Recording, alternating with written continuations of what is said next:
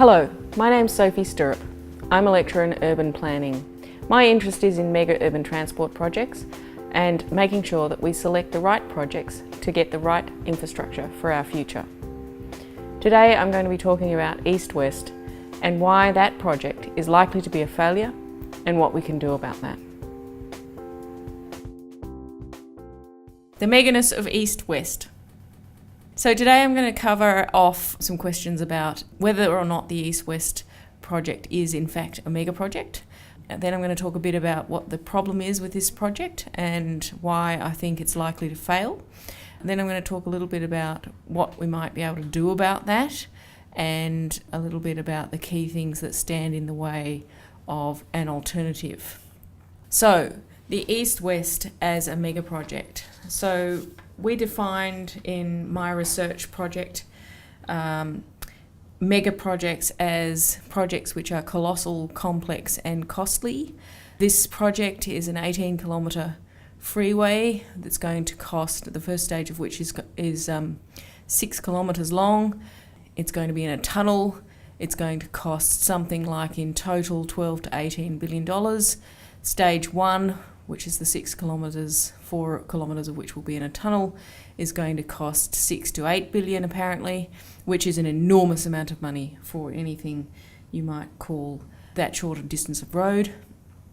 And this project is also a sitting-changing project, so it's complex, highly complex, interacting with the complex network that is the transport network. It has very complex construction impacts and is relatively complex to manage and finance. So in that sense, it meets what Trappenberg-Frick says are the 5 C's of mega projects. That is that they're big, they're captivating, they're costly and complex. And this project is certainly captivating, although many people are against it. There are still many people who are very, very committed to it, and that means that there's something to be worked on in terms of coming up with a way of resisting it. And there's, without a doubt, this project is definitely controversial. Perhaps resisted is the right word. So I've talked a bit about the madness of mega projects in other forum, and you can review what I've said about my research relating to mega projects at a talk that I gave for the Trains Not Toll Roads launch, which is on the City of Yarraville website. So the problem with the East West is that it's likely to be a failure. Now, why do we care about that? Well, the problem is that project success is important because every successful project reduces the cost of the next project, and when you have failure, it increases the cost, and that's because of risk. So Australia's had several failed mega projects in the not too distant past, and they've been road projects, and that has led to some considerable adjustments to the way these things are put together, one of which is that instead of the proponent taking the traffic risk, the government has chosen to do that, which means that the onus is on the government to ensure that their traffic forecasts are correct. So why has this project got F stamped on its forehead? Well, our research shows that Australians judge the success of mega projects against 2 criteria. 1, that it's used, and 2, that it's paying for itself. Now, by definition, this project is not going to pay for itself because there's no conceivable way you could create tolls that anybody would pay in order to, at a rate that will actually pay for the entire cost of the construction inside a time frame which is in any way relevant, which is why the government has taken on the risk associated with tolls.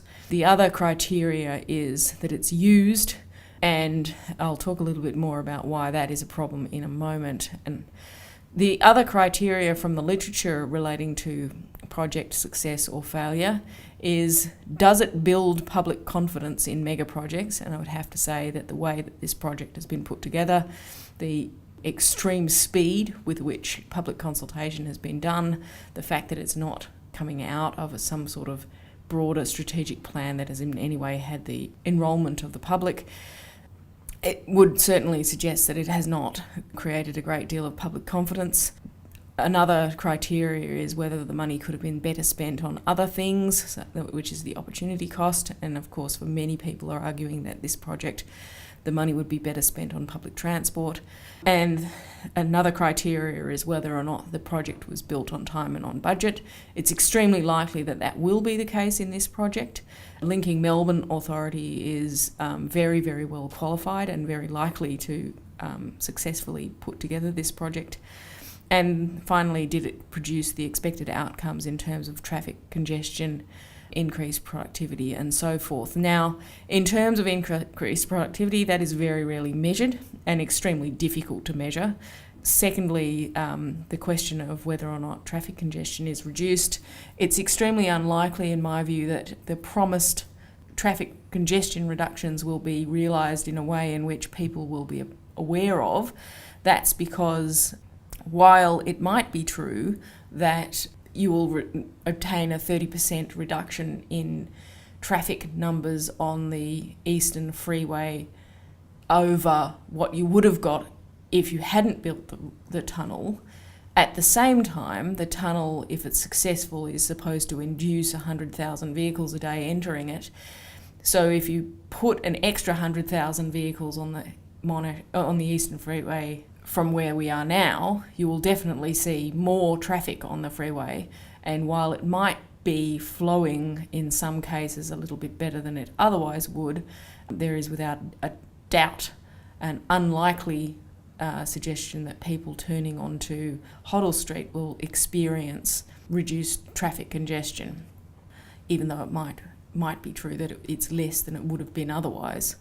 But you don't really experience things that being less than they otherwise would have been. You just experience more of it than it was before. So that's why this project is likely to be a failure. Now, if you wanted to turn that around, what you would need is to create a project which fulfilled a sort of real and concrete need that the public agreed with. You would need a coherent storyline about that need and some really, really strong leadership around developing that storyline in such a way that people bought it. And none of those things are apparent in this project, which again is why I suggest it's likely to be a failure. So what can we do about that? Well, I've said elsewhere that one of the main things that has these projects go forward is a relationship to sovereign power. That is, someone says that the project will be done and everybody functions as a result of that. Now that means that in order to turn it around and have it not happen, you basically need to get the sovereign to either change their mind, which is extremely difficult, or you need to revoke their right to make these kinds of sovereign decisions. And I think that is probably more likely to be a successful strategy. One can get the sovereign to change their mind by changing the sovereign through a democratic process that we're going to have in November. And that's great, but at the same time, I think it is worth the community thinking about, do we really want our leaders to be making decisions in these kind of random ways, or do we want something that is coming out of a product of community consultation that we've come to some agreement on? Now that leads to the second point on this slide, which is, in order to have that happen, you would need to prove that the community can actually come to an agreement. Because frankly, one of the reasons why the government has given up consulting with the community on large projects and on the future of our city and on how we should go about doing things is that we've stopped being engaged, and we've basically, every time anything comes down to a question of actually deciding on something, we fall apart into a whole bunch of tiny little agencies, all of which can't agree on anything. And there is some justification to that view, and I think that the onus is on the community to think about how to act in some form of agreement around issues about how we want our city to be.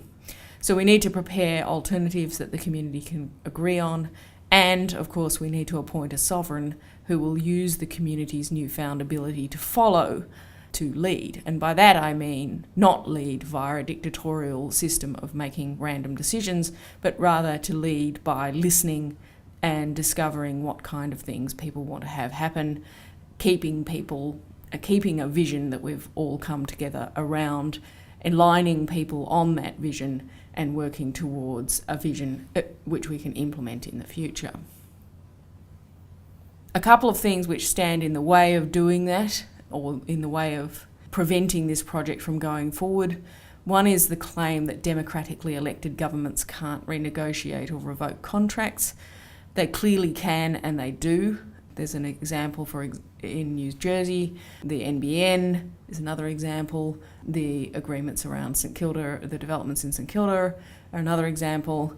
The cost of doing that should only be at most reasonable reparations for cost of investment to date, and we've already just seen the cost of having one of the bidders pull out is about $12 million. So we would expect it wouldn't be that much more than that, even should the process continue for another few months. And, frankly, democratic governments should not have to deal with political risk by stitching up the community using contracts. If the appropriate version of dealing with political risk is to create an alignment around the future that you're proposing to do, and that includes not just the community but actually getting some kind of bipartisan support, which will only occur by creating a middle ground that people are agreed on, which the community can get behind no matter who is in power. The second thing that's in the way is the attachment of some leaders to the idea that the only way to gain any kind of productivity improvement is from more movement, and if that movement is via a car. Now, clearly that's ideological and it's impractical. We need to think of ways to demonstrate that that isn't true, and we need to keep demonstrating that that isn't true until the message gets through that it isn't practical to cover our entire city with freeways in order to allow cars to roam freely where they wish. And that means getting behind buses. It means improving our public transport system. It means using our public transport system and getting out on roads in the form of bicycles and pedestrians. A word of warning, which I've put forward before, this quote from George Bernard Shaw provides a kind of insight into what I would call the project sublime, the reason why people are so attached to these kinds of mega projects and why they continue in the face of utter irrationality and a complete lack of faith from the populations which they're being foisted on. This is the thinking that project managers have around these projects, and it indicates quite strongly that if they're not stopped, they're very likely to actually produce these things without too much difficulty.